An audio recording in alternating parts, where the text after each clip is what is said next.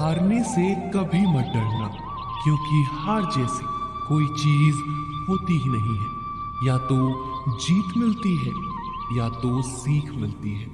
संकट के समय धैर्य रखना मानो आधी लड़ाई जीत लेना है।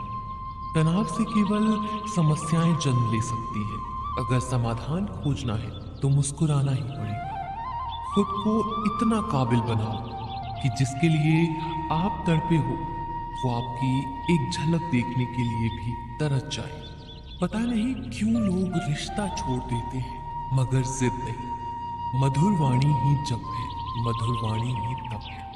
सबसे ज्यादा गरीब तो वो है जिसकी खुशियां ही दूसरों के मर्जी पर निर्भर होती है। जिंदगी में जितना शांत रहोगे, अपने आप को हमेशा उतना ही मजबूत पाओगे, क्योंकि लोहा ठंडा होने पर ही मजबूत होता है।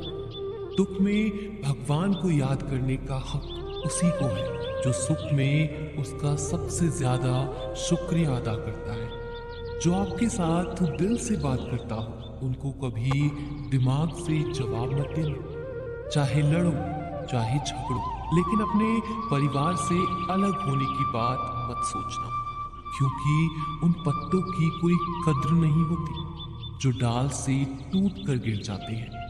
इंसान हमेशा तकलीफ में कुछ सीखता है, खुशी में तो वो पिछले सबक भी भूल जाता है।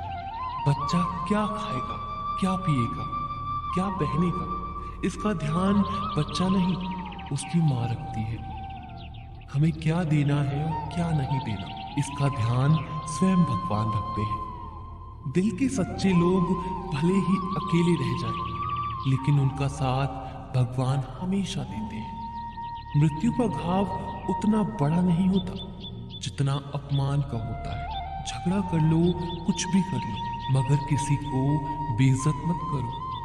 जिसे अकेले में रोकर चुप होना आता है और अपना दर्द छुपाना आता है, वो इंसान आज दुनिया का सबसे ताकतवर इंसान है। खुद को कभी किसी भी हालत में बिखरने मत देना। लोग गिरे हुए मकान की ईंटें तक उठा ले जाते हैं। प्रेम एक महंगा उपहार है, इसकी उम्मीद सस्ते लोगों से ना करें। हवा की तरह होती हैं मुसीबतें भी, कितनी भी खिड़कियां बंद कर लो अंदर आ ही जाती है। बड़प्पन वह गुण है जो पद से नहीं संस्कारों से प्राप्त होता है। खोए हुए हम खुद हैं और ढूंढते भगवान को है। धैर्य रखने वाला इंसान अपनी इच्छानुसार सब कुछ प्राप्त कर सकता है। ताकत की जरूरत तभी होती है जब कुछ बुरा करना हो, वरना दुनिया में सब कुछ पाने के लिए प्रेम ही काफी है। भगवत गीता में कहा गया है, जितनी जल्दी आप अपने जीवन की जिम्मेदारी लेंगे उतनी ही जल्दी आप सफल होंगे। इंसान को इंसान की नजर से तोलिए, 2 शब्द ही सही मगर प्यार से बोलिए। दूसरों को समझना बेशक बुद्धिमानी हो सकती है, लेकिन खुद को समझना ही जिंदगी का असली ज्ञान है। जब भगवान मनुष्य की परीक्षा लेते हैं तब वह मनुष्य का सामर्थ्य भी बढ़ा देते हैं ताकि वह अधिक बुद्धिमान हो और ताकतवर बने। जब इंसान का अच्छा वक्त आता है तो वो भूलने वाली चीजों में सबसे पहले अपनी औकात भूलता है। भरोसा भगवान पर रखिए, लोगों पर नहीं, क्योंकि धोखा लोग देते हैं, भगवान नहीं। समस्या देखकर जीवन में कभी हार मत मानो। क्या पता इसी समस्या के अंदर तुम्हारी एक बड़ी शुरुआत छुपी हो। अगर कष्ट बड़ा है तो कामयाबी भी बड़ी ही मिलेगी। यदि आप अपने समय की कीमत नहीं समझोगे तो लोग भी आपकी कीमत नहीं समझेंगे। ये 7 बातें भूलकर भी किसी को मत बताना। पहली, खुद की राज। दूसरी, दूसरों की राज। तीसरी, आपके घर की समस्याएं। चौथी, आपके रिश्ते। पांचवी, आपके डर और आपकी कमजोरियां। छठी, आपके सपने और आपके लक्ष्य। जिस इंसान की सोच बड़ी होती है उसी की जिंदगी में परेशानियां खड़ी होती हैं। मनुष्य के पास सबसे बड़ी पूंजी उसके अच्छे विचार हैं, क्योंकि धन और बल किसी को भी गलत राह पर ले जा सकते हैं, किंतु अच्छे विचार सदैव अच्छे कार्यों के लिए ही प्रेरित करते हैं। किस्मत धोखा नहीं देती, धोखा तो वो लोग देते हैं जिन पे हम खुद से ज्यादा यकीन करते हैं, और फिर वो ही लोग हमें बदल कर खुद बदल जाते हैं।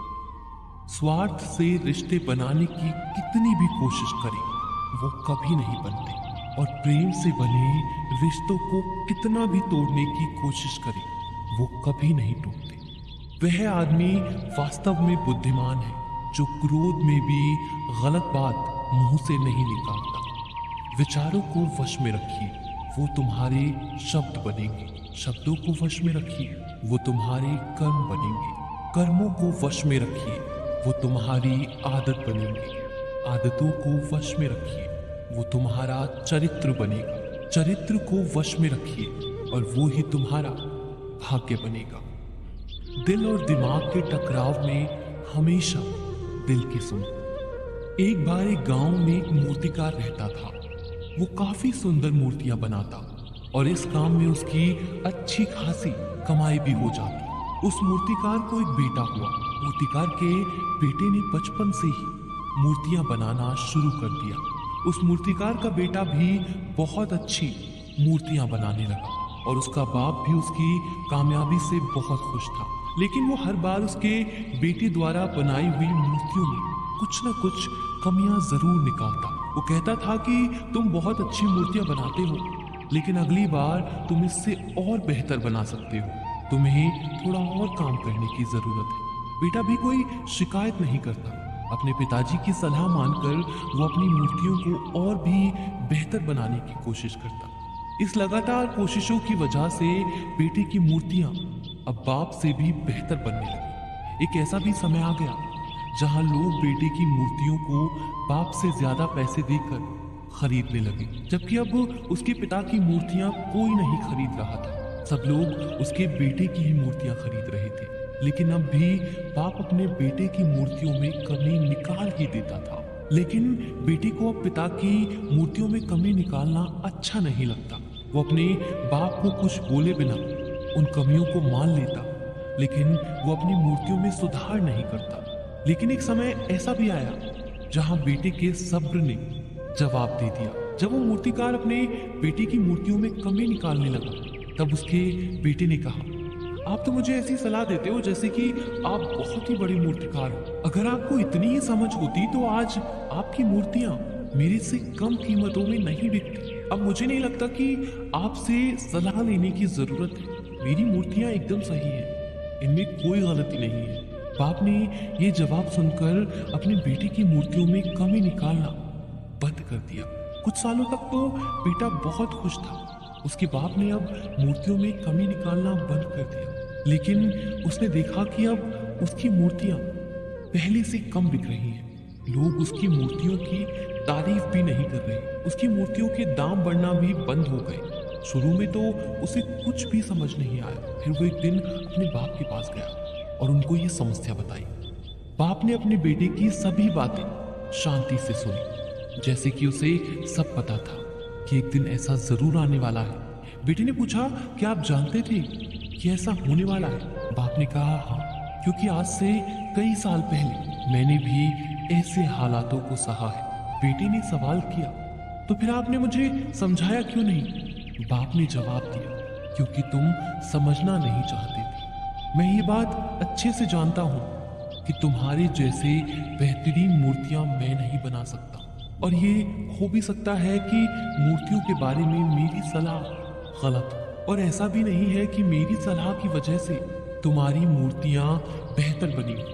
लेकिन जब मैं तुम्हारी मूर्तियों में कमी निकालता, तब तुम अपनी मूर्तियों से संतुष्ट नहीं होते और तुम खुद को बेहतर बनाने की कोशिश करते और हर बार कामयाब भी होते।